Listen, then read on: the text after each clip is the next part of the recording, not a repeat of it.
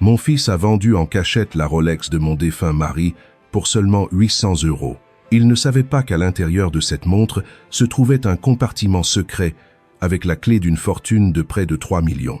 Mais ce que personne n'attendait, c'est que mon mari avait déjà prévu la trahison de son propre fils et avait laissé un piège parfait pour me protéger, même après sa mort.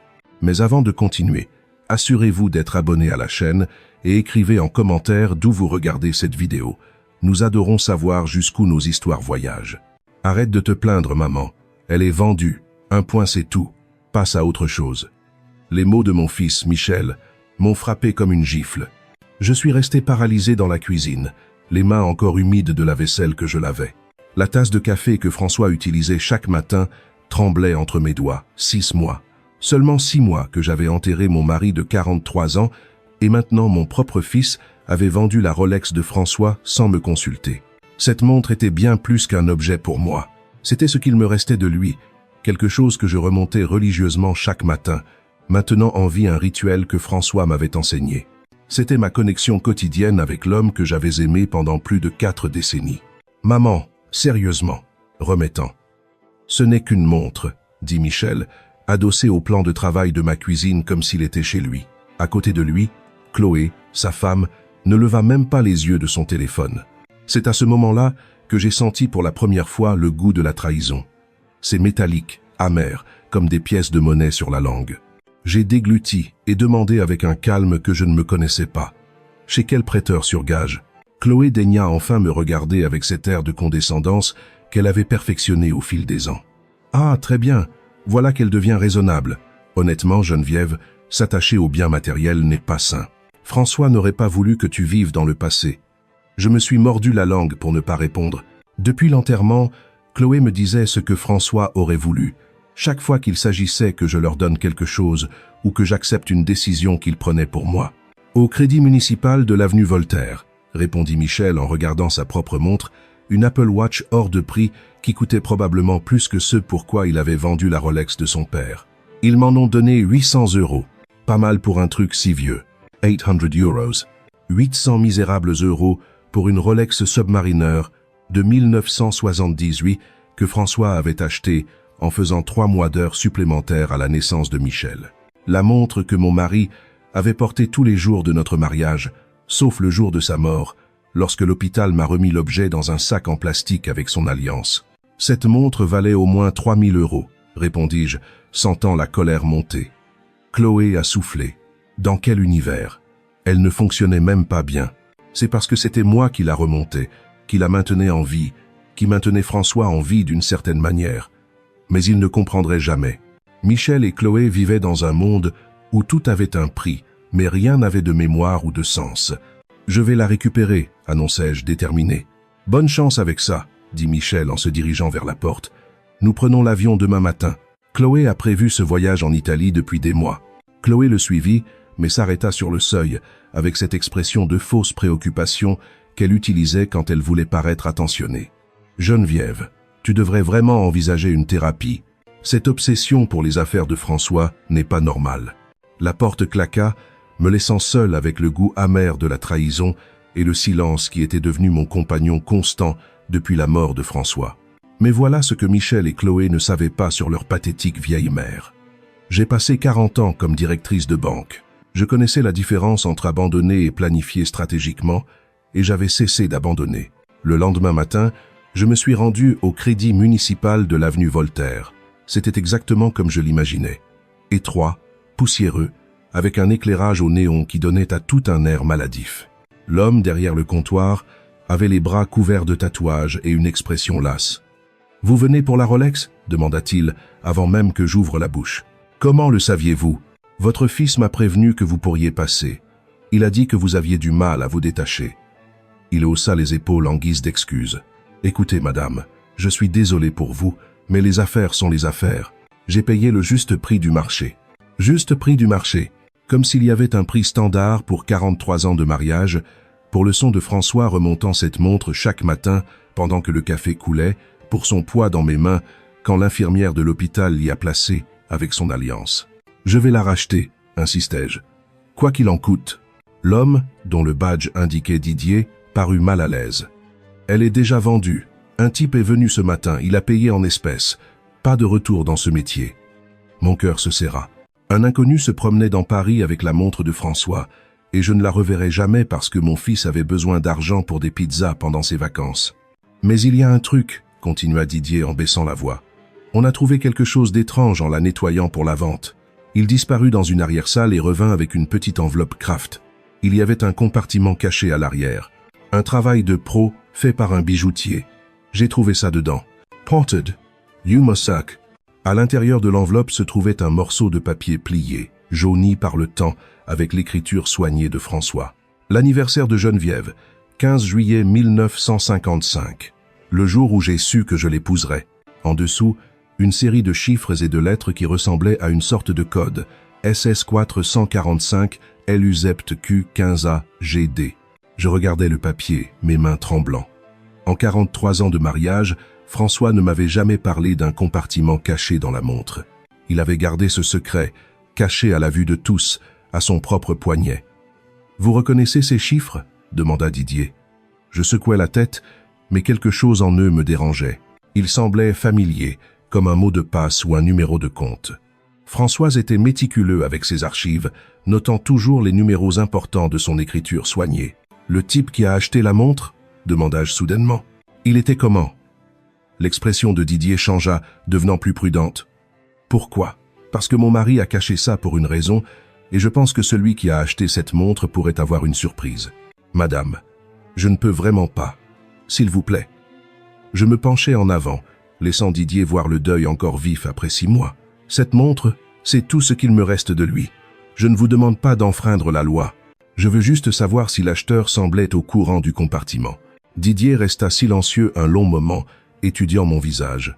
Finalement, il soupira. Il n'a pas dit grand-chose, mais quand j'ai mentionné qu'on avait trouvé quelque chose dedans, il est devenu très intéressé. Il a demandé si on l'avait ouvert. Un frisson me parcourut le dos. Il n'a pas donné de nom, il a payé en espèces. Pas besoin de formulaire pour les achats. Mais Didier marqua une pause. Il a spécifiquement demandé les montres arrivées récemment. Il a dit qu'il collectionnait les Rolex vintage. Je suis sorti du prêteur sur gage avec plus de questions que de réponses. Quelqu'un cherchait spécifiquement la montre de François. Mais pourquoi? Et comment connaissait-il l'existence du compartiment caché?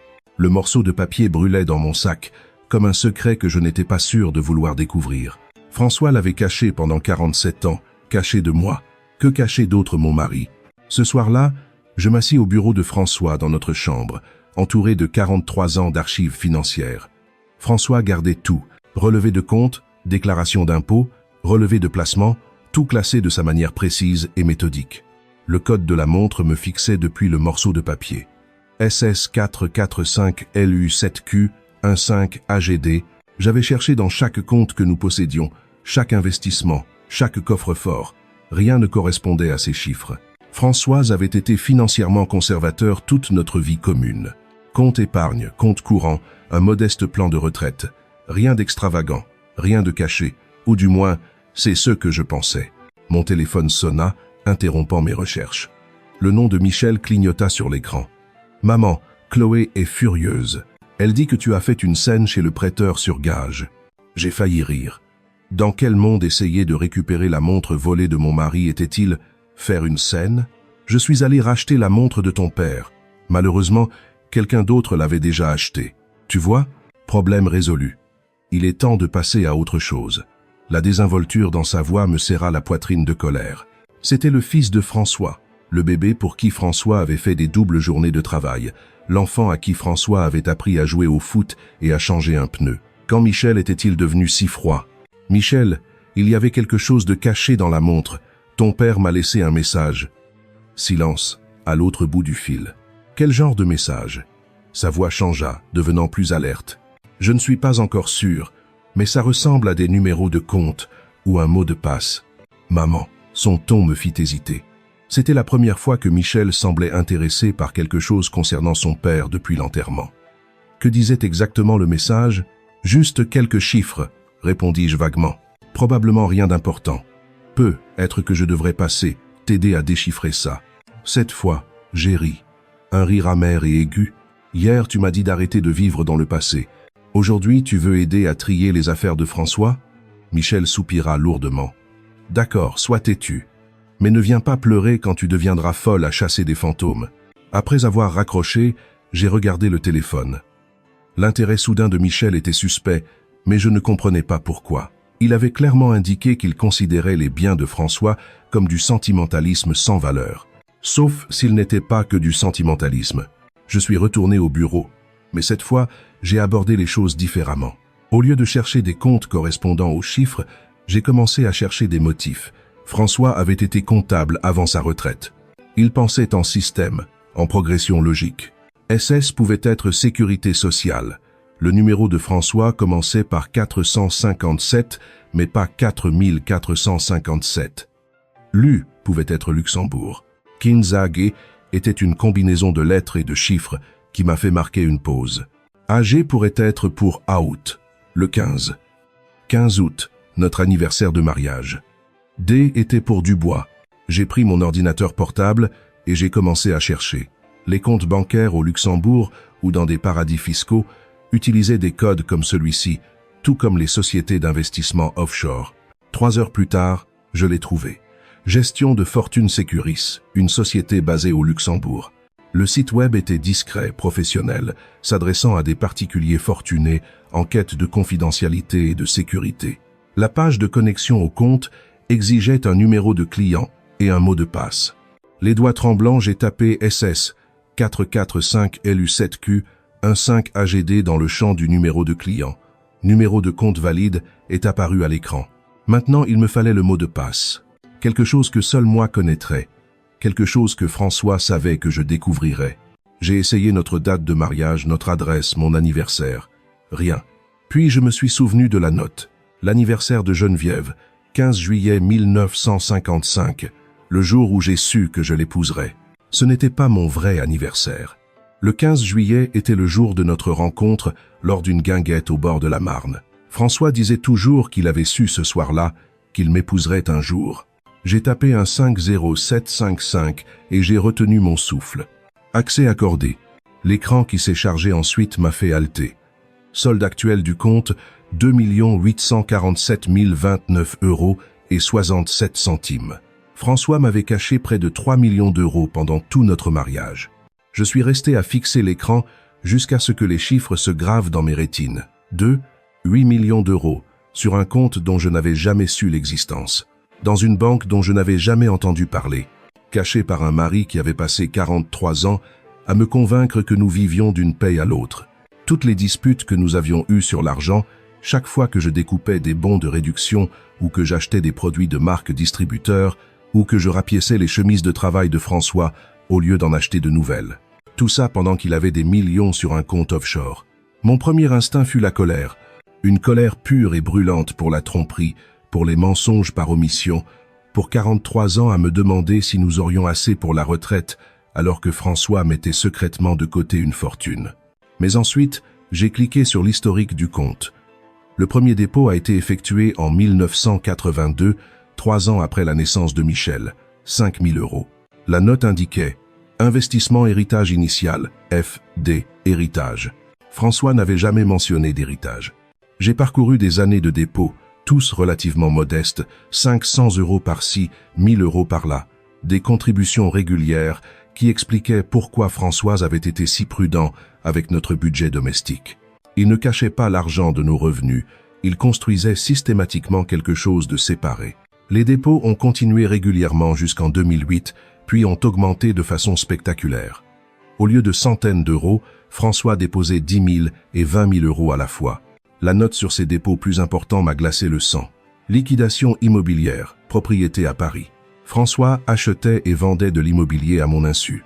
Des propriétés que je n'avais jamais vues, des investissements sur lesquels je n'avais jamais été consulté, des affaires qu'il avait apparemment rendues riches. Comment peut-on vivre avec quelqu'un pendant 43 ans sans savoir qu'il mène des transactions secrètes? J'ai cliqué sur les messages du compte et j'ai trouvé un dossier intitulé Geneviève, accès d'urgence uniquement. À l'intérieur se trouvait un fichier vidéo envoyé seulement 3 mois avant la mort de François. J'ai hésité avant de cliquer sur lecture. Quoi que François ait à dire sur cette fortune secrète, je n'étais pas sûr d'être prête à l'entendre. Mais j'étais seul dans notre chambre à minuit. Mon fils avait volé le seul indice de ce mystère, et j'étais apparemment riche au-delà de mes rêves les plus fous. Prêt ou non, j'avais besoin de réponses. Le visage de François a rempli l'écran, l'air plus vieux et plus fatigué que dans mon souvenir. Il était assis dans son bureau au travail, ayant probablement enregistré cela pendant sa pause déjeuner. « Geneviève, si tu regardes ça, c'est que je suis parti, et que quelque chose a mal tourné. » La voix de François était ferme, mais ses yeux semblaient tristes, chargés d'un poids que je n'avais jamais perçu durant nos années ensemble. « J'espérais que tu n'aurais jamais à accéder à ce compte, que nous vieillirions ensemble et que je finirais par t'en parler un soir au dîner. » Il marqua une pause, se frottant le visage du même geste qu'il utilisait toujours pour résoudre un problème difficile. « Cet argent n'est pas le mien, ma chérie. Il appartenait à mon père, mis de côté avant sa mort en 1981. Il m'a fait promettre de le garder secret, de le protéger, de ne l'utiliser que si notre famille était en réel danger. Le père de François était mort quand Michel n'avait que 2 ans. Je me souvenais de François dévasté. Je me souvenais de l'héritage modeste qui avait remboursé notre prêt immobilier. Apparemment, il y en avait bien plus. Mon père a vu ce que la crise a fait aux familles, à quelle vitesse la stabilité pouvait disparaître. Il voulait s'assurer que ses petits-enfants seraient toujours protégés, quoi qu'il arrive. François regarda droit dans la caméra et j'ai eu l'impression qu'il était assis à côté de moi. J'ai investi l'argent prudemment, de manière conservatrice. Chaque centime est documenté, chaque transaction est légale. Il a fructifié parce que j'ai réinvesti pendant 40 ans, mais la valeur initiale était destinée à être un fonds d'urgence, une assurance contre la catastrophe. La vidéo a continué avec François, expliquant les détails du compte, la stratégie d'investissement, les protections légales qu'il avait mises en place. Mais je suis resté bloqué sur une phrase. J'espérais que tu n'aurais jamais à accéder à ce compte. François était mort d'une crise cardiaque au travail. Soudaine, inattendue, sans signes avant-coureurs. Comment aurait-il pu savoir que j'aurais besoin de cet argent, à moins que la catastrophe contre laquelle il se protégeait ne soit pas aléatoire, à moins que François n'ait su quelque chose sur notre famille que je commençais à peine à comprendre. Le lendemain matin, j'ai appelé la bibliothèque municipale, où je travaillais à temps partiel, et je me suis déclaré malade. Pour la première fois en 6 mois, j'avais quelque chose de plus important à faire que de trier des livres retournés et de demander le silence à des adolescents. J'avais besoin de comprendre ce que François entendait par réel danger. Le compte d'investissement avait des registres détaillés remontant à 40 ans, mais j'ai commencé par les transactions récentes. Le dernier dépôt de François avait été effectué 2 semaines seulement avant sa mort. 25 000 € avec la mention vente de propriété, liquidation d'urgence. Liquidation d'urgence. François transformait des actifs en liquidités avant sa mort. J'ai passé la matinée à rechercher chaque transaction immobilière que François avait faite. L'homme avec qui j'étais marié depuis 43 ans avait apparemment été un magnat de l'immobilier secret, achetant et vendant des propriétés dans tout Paris avec de l'argent dont j'ignorais l'existence. Mais voici ce qui m'a glacé le sang. Chaque propriété que François avait vendue au cours de la dernière année avait été achetée par le même acquéreur, une société nommée Investissement Dubois, SARL. Dubois était aussi le nom de Michel. J'ai pris mon téléphone et j'ai appelé mon neveu Laurent, qui travaillait dans l'immobilier. Si quelqu'un connaissait les transactions immobilières à Paris, c'était bien lui. « Tante Geneviève, comment vas-tu ?»« Je vais bien, mon chéri. Dis, j'ai besoin de te demander quelque chose. As-tu entendu parler d'une société appelée Investissement Dubois SARL ?» Laurent est resté silencieux un instant. À vrai dire, oui. Ils ont été assez actifs récemment, achetant des propriétés dans de bons quartiers, des transactions en espèces, agissant rapidement. Pourquoi? Sais-tu qui est le propriétaire de la société? Je peux me renseigner. Donne-moi 1 heure. No. J'ai passé cette heure à fouiller plus attentivement le bureau de François, à la recherche de tout document sur ses affaires immobilières. Caché au fond de son classeur, derrière 40 ans de déclaration d'impôts, j'ai trouvé un dossier marqué police d'assurance. Mais au lieu de documents d'assurance, le dossier contenait des contrats, des titres de propriété et de la correspondance liés aux investissements de François.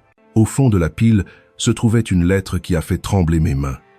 Elle provenait d'un détective privé, daté de 6 mois avant la mort de François. Monsieur Dubois. Conformément à votre demande, j'ai terminé l'enquête sur les activités financières de votre fils, Michel Dubois. Mes conclusions sont préoccupantes. Votre fils a accumulé environ 10 000 € de dettes de jeu auprès de divers sites de paris en ligne. Il a également contracté de multiples prêts à taux d'intérêt élevés pour son entreprise en utilisant des informations frauduleuses sur ses revenus et ses actifs. Plus préoccupantes sont les enquêtes que M. Dubois a menées concernant votre patrimoine. Il a contacté 3 avocats différents pour s'informer des lois sur les successions et du processus de contestation des testaments. Il a également posé des questions sur les procédures de procuration et les établissements de soins pour personnes âgées. Je crois que votre fils envisage de vous faire déclarer incapable afin de prendre le contrôle de vos actifs. La documentation que j'ai découverte suggère qu'il explore cette option depuis plusieurs mois. Je vous recommande de prendre des mesures immédiates pour protéger vos actifs et assurer la sécurité financière de votre épouse. Cordialement, Philippe Marchand, détective privé. Mon téléphone a sonné. C'était Laurent. Tante Geneviève, tu ne vas pas le croire. Investissement Dubois SARL. Le propriétaire est Michel Dubois, ton Michel. J'ai fermé les yeux. Les pièces du puzzle s'assemblaient enfin. François ne me cachait pas d'argent, il le cachait à Michel.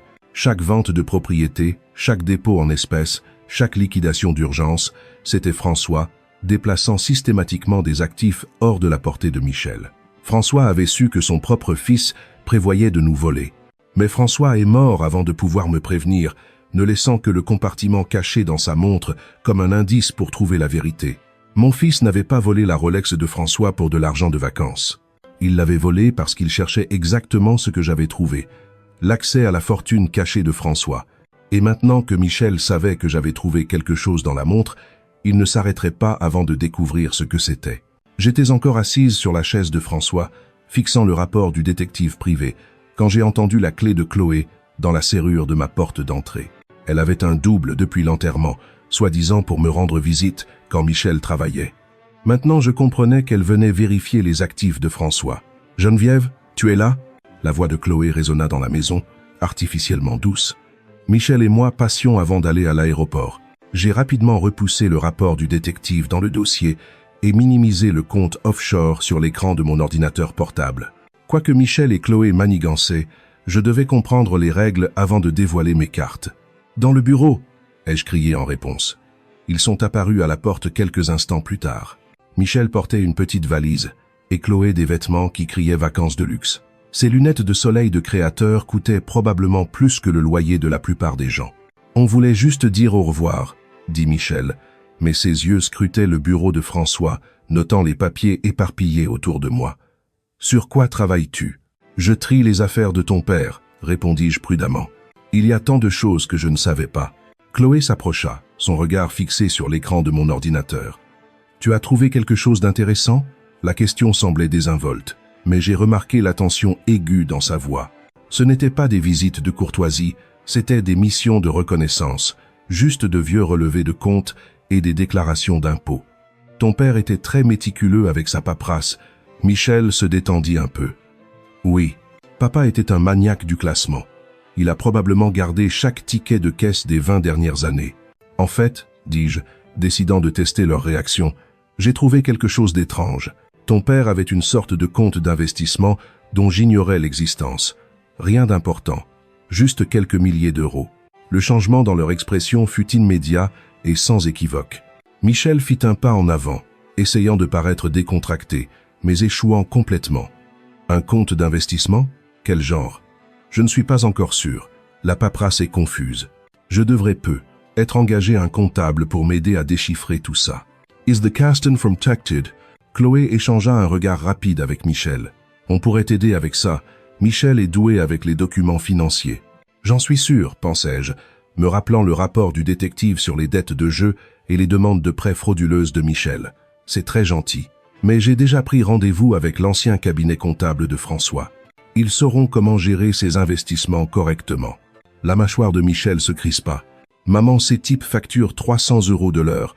Je peux regarder les papiers gratuitement. Je peux me permettre 300 € de l'heure, Michel. Le silence qui suivit était chargé de tension. Le masque de préoccupation de Chloé glissait, révélant la femme calculatrice en dessous. Michel vibrait pratiquement d'une énergie frustrée. « Il vaut mieux qu'on y aille », dit finalement Chloé. « On ne veut pas rater notre vol. » Mais Michel ne bougea pas. « Maman, à propos du message que tu as trouvé dans la montre de papa, peut-être que je devrais jeter un œil à ces chiffres avant qu'on parte. Juste pour être sûr que ce n'est rien d'important. Quel chiffre? Demanda sèchement Chloé. Michel lui lança un regard d'avertissement. Maman a trouvé une sorte de code dans la montre. Probablement rien, mais on ne sait jamais. Maintenant, Chloé était complètement alerte, son enthousiasme pour les vacances remplacé par une concentration laser. Quel genre de code? Je me levai lentement, utilisant toute ma taille pour regarder ma belle-fille. Le genre qui ne te regarde pas. Le visage de Chloé devint rouge. Pardon? Tu m'as bien entendu. Mon mari m'a laissé un message privé. Privé étant le mot clé. Maman. Michel se plaça entre nous, sa voix adoptant ce ton condescendant que j'avais appris à détester. Nous sommes une famille, pas besoin de secrets. Des secrets? J'ai failli rire de l'ironie. Comme les dettes de jeux secrètes, ou la société secrète que tu utilises pour acheter des propriétés avec de l'argent que tu n'as pas. La couleur quitta le visage de Michel. La bouche de Chloé s'ouvrit.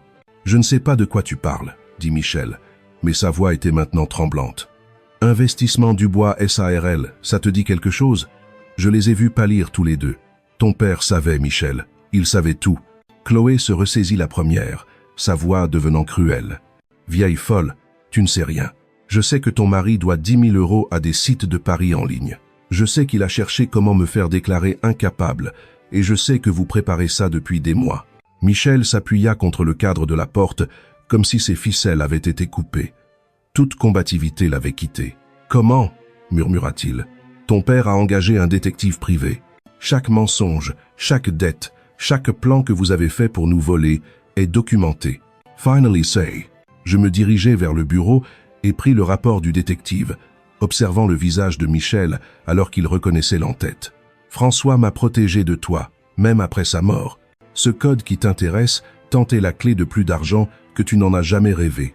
De l'argent qui ne t'appartiendra jamais. » Chloé attrapa le bras de Michel. « Nous devons partir maintenant. » Mais Michel me regardait avec quelque chose qui ressemblait à du respect pour la première fois depuis des années.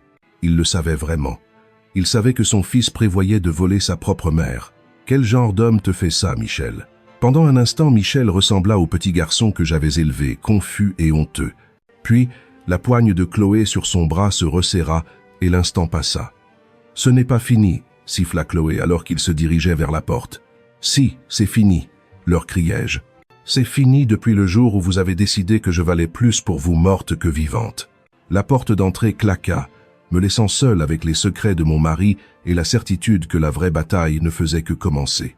2 jours après le départ dramatique de Michel et Chloé, ma sonnette retentit à 8 heures du matin.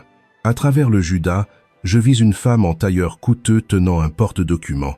Derrière elle se tenait un homme qui semblait tout droit, sorti d'une faculté de droit. « Madame Dubois, je suis maître Catherine Leroy, du cabinet Leroy, associé. Voici mon confrère, David Martin. Nous représentons votre fils, Michel, pour certaines affaires familiales. » Affaires familiales, c'était une façon de le dire. J'ouvris la porte, mais ne les invitai pas à entrer. « Que puis-je faire pour vous ?» Catherine sourit avec le genre de chaleur étudiée qui coûtait probablement 500 € de l'heure. « Madame Dubois, votre fils s'inquiète pour votre bien-être. Il nous a demandé de discuter de certaines options qui pourraient être bénéfiques pour toutes les parties concernées. » David s'avança, tenant une tablette. « Nous comprenons que vous ayez pu découvrir certains comptes financiers que votre défunt mari gardait privés. Bien que nous soyons sûrs qu'il avait de bonnes intentions, gérer des investissements complexes peut être accablant, surtout pendant le processus de deuil. Accablant, comme si je n'avais pas passé 40 ans à gérer nos finances domestiques au centime près, pendant que François jouait secrètement au mania de l'immobilier. J'apprécie votre préoccupation, mais je suis parfaitement capable de gérer mes propres affaires. » Le sourire de Catherine ne faiblit pas. « Bien sûr que vous l'êtes, mais considérez ceci. Votre fils pourrait aider à porter ce fardeau. Nous avons rédigé quelques documents qui donneraient à Michel une procuration sur vos décisions financières. Juste temporairement, jusqu'à ce que vous ayez eu le temps de vous remettre du deuil. » C'était là, exactement ce dont le détective de François avait averti. « Temporairement », répétai-je. « Et qui détermine quand ma période de deuil est terminée ?» David échangea un regard avec Catherine. « Ce serait à votre discrétion, naturellement. » « Naturellement. » Je reculai vers ma porte. « Mesdames et messieurs, je crois que nous avons terminé ici. Madame Dubois. » La voix de Catherine se fit légèrement plus aiguë. « Votre fils est prêt à déposer une requête au tribunal concernant votre compétence mentale. Il s'inquiète de certaines décisions financières erratiques que vous avez prises. Quelles décisions erratiques? Accéder à des comptes offshore, effectuer des transactions financières internationales sans conseil professionnel. Pour un observateur extérieur, cela pourrait sembler que vous ne pensez pas clairement. La menace était limpide. Signer la procuration volontairement, ou il me ferait déclarer incapable de force. Vous savez ce qui est intéressant avec les menaces? Demandai-je, en m'appuyant contre le cadre de ma porte. Elles ne fonctionnent que si la personne que vous menacez n'a pas de meilleurs avocats que vous. Le masque professionnel de Catherine glissa un peu. Je vous demande pardon? J'ai dit que vous pouvez dire à mon fils que son plan ne fonctionnera pas. François m'a laissé plus que de l'argent. Il m'a laissé une protection. Je leur ai claqué la porte au nez et j'ai immédiatement appelé le numéro que j'avais trouvé dans les dossiers cachés de François. Philippe Marchand, le détective privé, répondit à la deuxième sonnerie. « Monsieur Marchand, ici Geneviève Dubois, la veuve de François Dubois. Madame Dubois, j'attendais votre appel. François m'avait dit que vous pourriez avoir besoin de mes services un jour. Il l'a fait? Il y a environ 6 mois. François m'a demandé de préparer un dossier de défense juridique complet au cas où quelqu'un tenterait de contester votre compétence ou vos droits sur ses actifs. Tout est prêt à être envoyé. François avait 3 longueurs d'avance, même dans la mort. À quel point est-ce prêt, Madame Dubois? Quand j'aurai fini de présenter les preuves des dettes de jeu de votre fils, de ses demandes de prêts frauduleuses et de ses tentatives de manipuler des membres âgés de sa famille, il aura de la chance de ne pas faire face à des accusations criminelles. Pour la première fois depuis des mois, j'ai souri sincèrement. Monsieur Marchand, je crois qu'il est temps de passer quelques appels. Le bureau de Philippe Marchand se trouvait dans un immeuble élégant du centre-ville qui criait service juridique coûteux.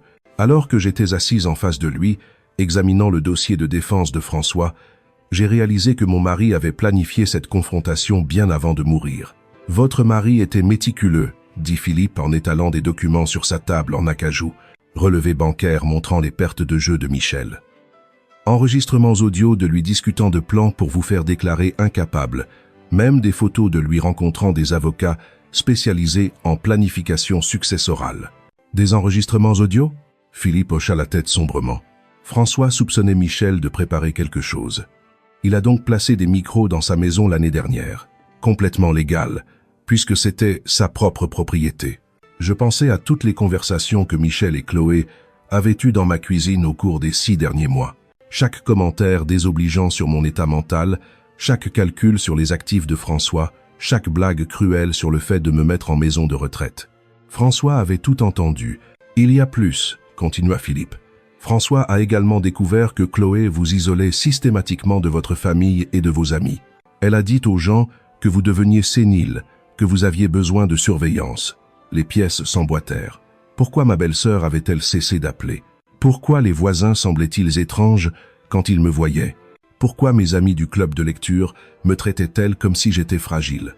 Chloé avait mené une campagne de diffamation, préparant le terrain pour la contestation juridique de Michel. Quelle est l'étendue des preuves? Suffisamment étendue pour détruire toute contestation de compétences et probablement les envoyer tous les deux en prison pour abus de faiblesse et tentative de fraude. Philippe prit un épais dossier. Mais il y a une dernière chose. François a laissé des instructions spécifiques sur ce qu'il fallait faire si vous deviez accéder au compte offshore. Il me tendit une enveloppe scellée avec mon nom écrit de l'écriture soignée de François. À l'intérieur, une lettre datée d'1 semaine seulement avant sa mort. Ma chère Geneviève, si tu lis ceci, c'est que Michel a montré son vrai visage et que tu as découvert le conte que je construis depuis 40 ans. Je suis tellement désolé de ne pas avoir pu t'en parler de mon vivant, mais je devais te protéger de Michel jusqu'au bon moment. L'argent n'est pas seulement un héritage, c'est une justice. Chaque centime provient d'investissements que j'ai faits en utilisant des informations que Michel pensait nous cacher. Quand il a lancé sa société immobilière, il se vantait de ses tuyaux et de ses investissements garantis. Ce qu'il ne savait pas, c'est que j'écoutais et que j'investissais dans les mêmes opportunités avec de l'argent dont il ignorait l'existence.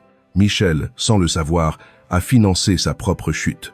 Pour chaque propriété qu'il rénovait, j'en achetais 3 autres dans le même quartier.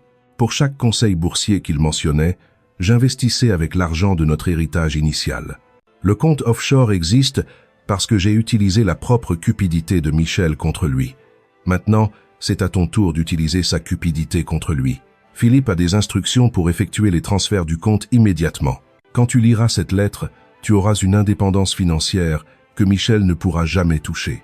Mais plus important encore, tu auras le pouvoir de choisir comment cela se termine. Tu peux lui pardonner, prendre soin de lui malgré sa trahison et espérer qu'il apprenne à être un homme meilleur.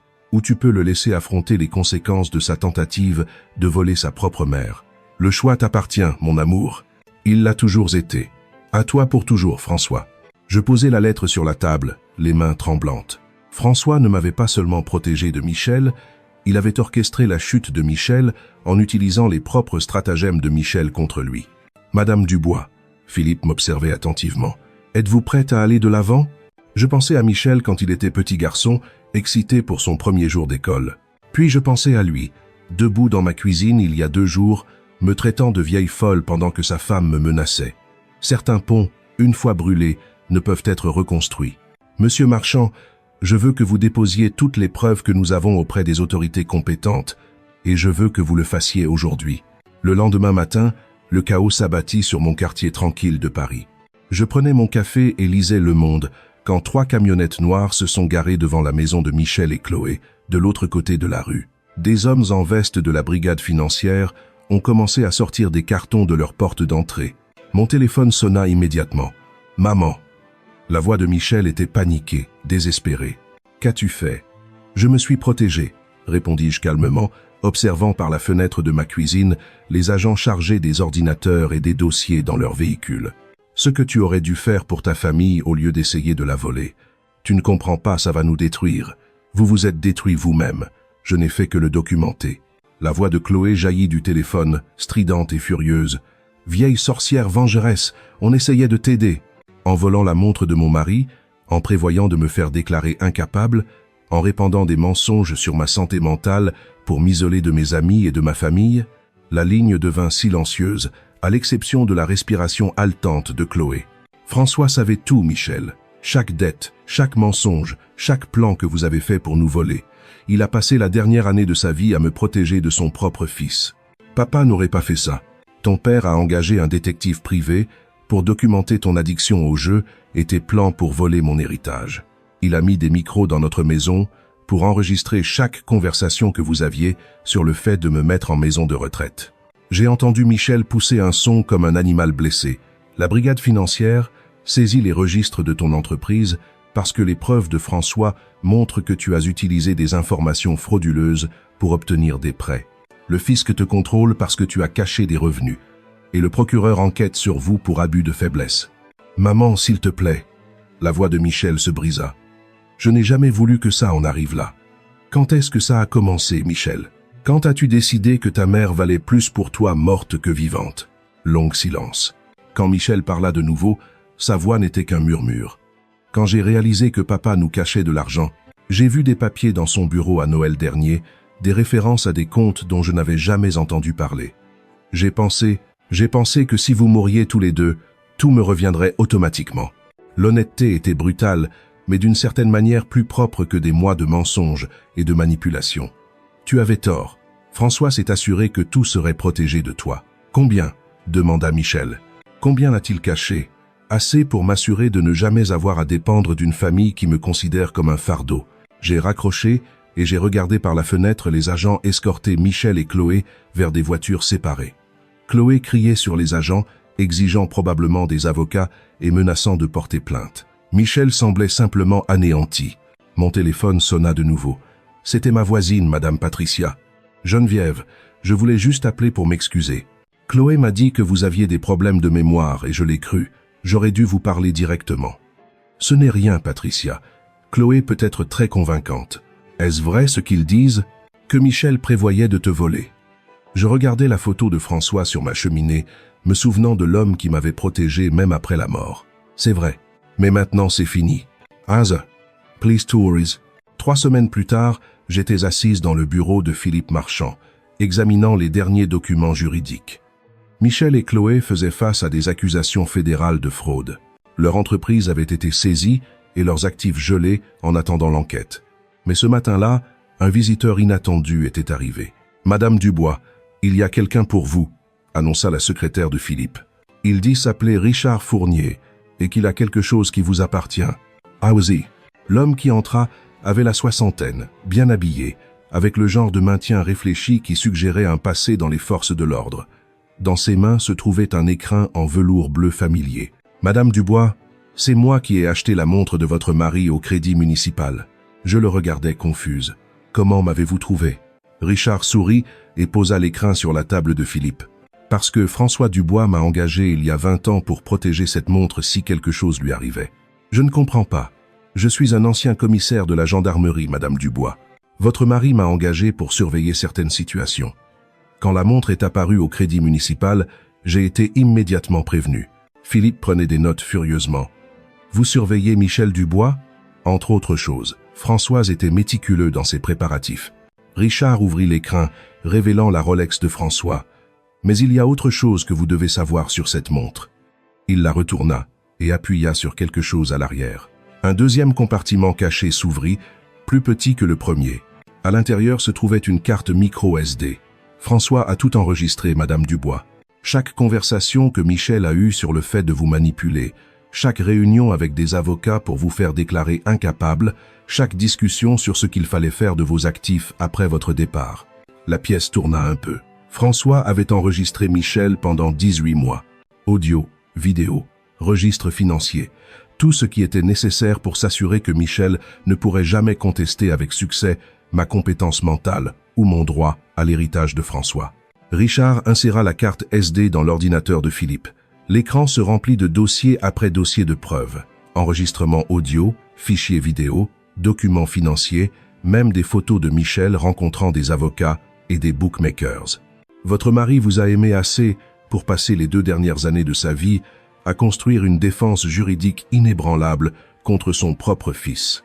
Je pensais aux derniers mois de François, à son air stressé, à ses nombreuses réunions de travail tard le soir.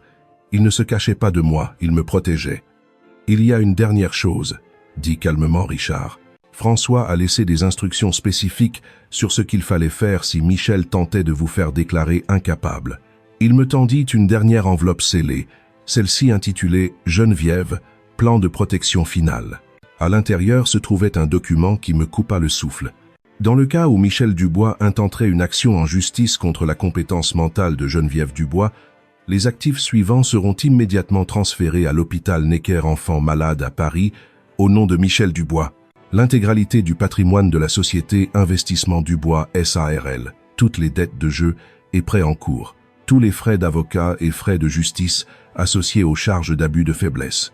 Michel Dubois sera personnellement responsable de toutes les dettes et conséquences juridiques, tout en ne recevant aucun bénéfice de tout héritage ou transfert d'actifs. François avait fait en sorte que Michel hérite de sa propre destruction. « Votre mari était un homme brillant, » dit Philippe avec admiration.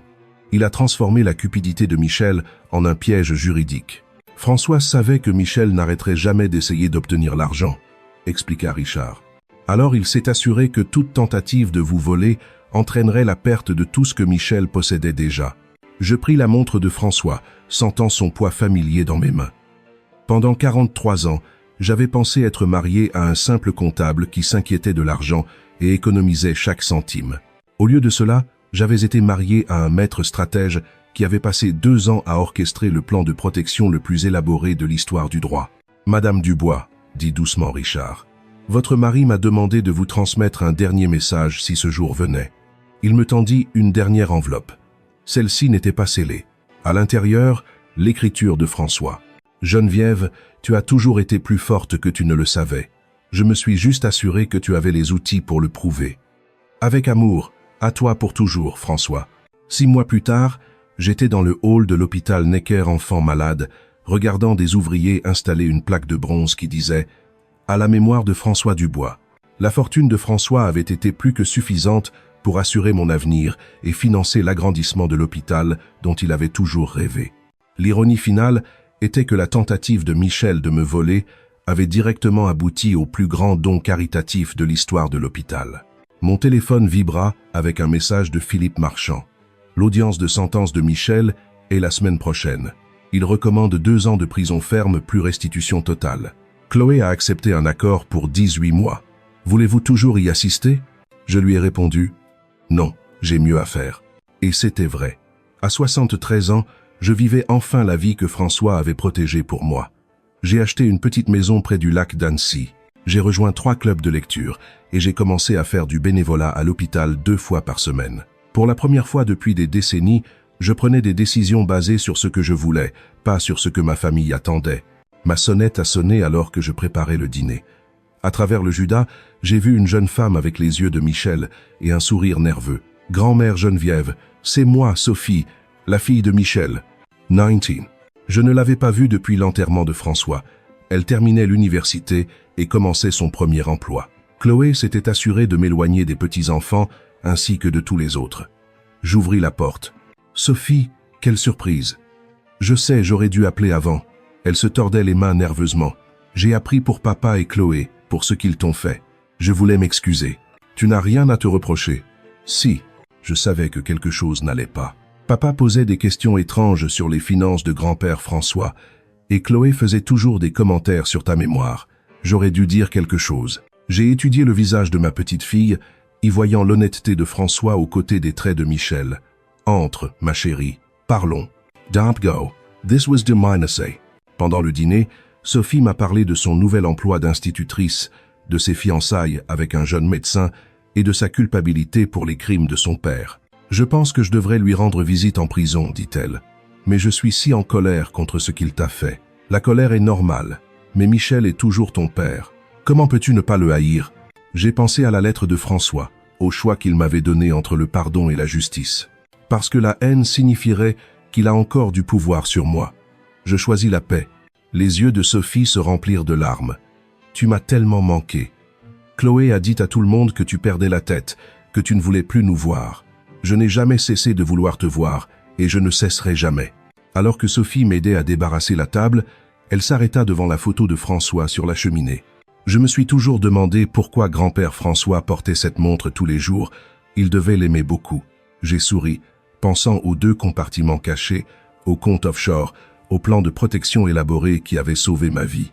Il aimait ce qu'elle protégeait. Ce soir-là, après le départ de Sophie avec la promesse de passer chaque semaine, je me suis assise sur ma terrasse, regardant le coucher de soleil sur le lac d'Annecy. La montre de François était à mon poignet, marquant le temps parfaitement. Il était parti depuis 8 mois, mais d'une certaine manière, il veillait toujours sur moi. Les plus grandes histoires d'amour ne parlent pas de passion ou de romance. Elles parlent de protection, de quelqu'un qui vous aime assez pour mener des batailles dont vous ne savez même pas que vous les affrontez.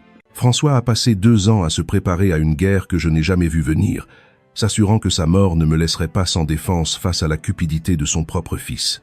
Certaines personnes passent toute leur vie à chercher ce genre d'amour. J'ai eu la chance de le porter à mon poignet pendant 43 ans. Maintenant, si vous avez aimé cette histoire, cliquez sur la prochaine vidéo qui apparaît à l'écran, car elle contient une histoire de trahison et de retournement de situation comme jamais vue auparavant.